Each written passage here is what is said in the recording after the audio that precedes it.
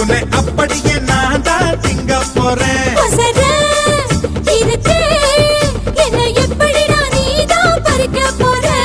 அணிலாக மாறினான், அழகாக தாவினான், அங்கங்க உன்னை கடிக்க